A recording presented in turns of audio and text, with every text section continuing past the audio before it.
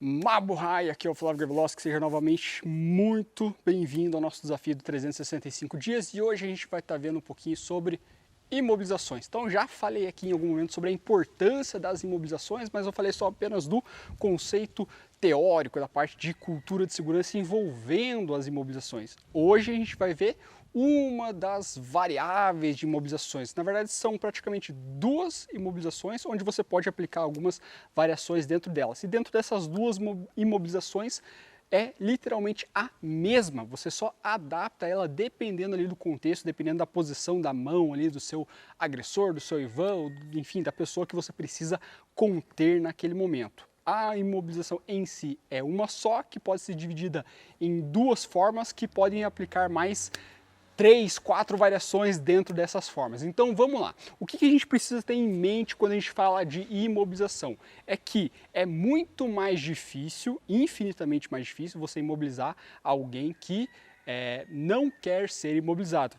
Isso é meio óbvio, tá? Mas quando eu digo essa questão de você imobilizar alguém que não quer ser imobilizado, é você tentar ou distrair a pessoa, ou chegar de uma forma inesperada, chegar na surpresa. Então, se eu estou de frente com essa pessoa, a ideia é que eu tente chamar a atenção dela de alguma forma. Isso a gente pode até aplicar em uma outra aula, em um outro tipo de imobilização. Por exemplo, nas imobilizações que são feitas pela frente. Essa que a gente vai estar vendo exclusivamente, não que não possa ser aplicada pela frente ou pela lateral, mas fica mais fácil se você aplica ela pelas costas.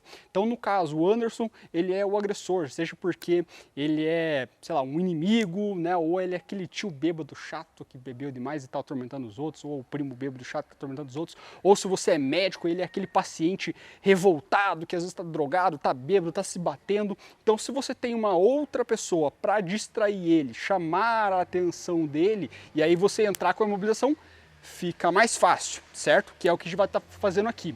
Então eu posso fazer isso lateralmente, se eu consigo fazer isso por trás dele, é ainda melhor, é infinitamente mais fácil, tá? Quanto mais fora do campo de visão dele eu estiver, melhor para aplicar a imobilização, perfeito? Então nesse caso, aqui a gente vai colocar nesse cenário bem isoladão mesmo, só para você compreender melhor os detalhes, mas assim, ele não estaria parado igual um manequim aqui, ele estaria movimentando, ele estaria indo para um lado para o outro, ele ia sacudindo o braço dependendo do estado psicológico dele, enfim, né? Então ele poderia vir com a mão para cima, para um lado, para o outro, tá se batendo, tá jogando dedo na cara da pessoa que está na frente, alguma coisa nesse sentido. Mas aqui só para ficar um pouquinho mais ilustrado, vamos devagar. Depois a gente coloca isso dentro de um cenário. Então, primeiro você vai escolher por qual lado você vai querer entrar, sinceramente não faz diferença, tá? Pode ser pela direita, pode ser pela esquerda, não importa. Então você vai sempre entrar fora do campo de visão dele, vindo o mais próximo quanto possível. Então você tem a mão de fora, certo? Está mais longe dele, e a mão de dentro. Nesse caso, a minha direita e a minha mão esquerda. Elas vão entrar ao mesmo tempo. A mão esquerda vai entrar aqui, na dobra do braço dele, bem rente ao cotovelo aqui, certo? Enquanto a minha mão direita vai vir lá próximo do punho dele.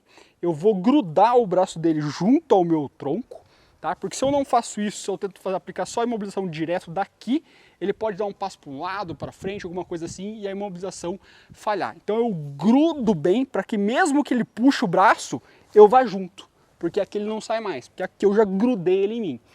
Eu grudo o braço dele aqui para forçar uma dobra, e aí eu puxo o braço dele para cima. Então eu faço essa alavanca de 3 eixos aqui, 1, 2, 3 aqui. E aí eu pressiono, né, a palma da mão dele como se eu quisesse encostar lá no antebraço. E aí faz esse efeito aqui.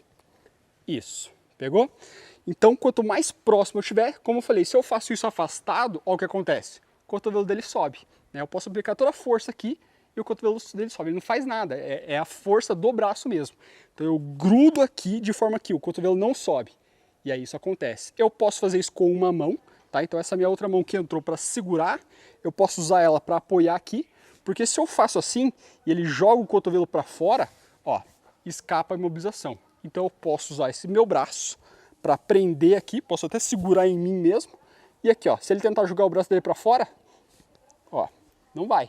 E aqui eu consigo aplicar a imobilização ainda, certo? Então essa seria a primeira forma. Eu entro, grudo e subo aqui, perfeito? A partir daqui eu posso colocar algumas variações. Digamos que o Anderson ele seja um pouco flexível, então só fazer isso aqui não seja o suficiente. Eu posso vir nos dedos dele e abrir aqui os dedos. Faço a mesma força para baixo e abro aqui mesmo os dedos dele. E acontece isso. A terceira variação seria eu pegar pelo polegar dele, certo? Para pessoas mais flexíveis no caso.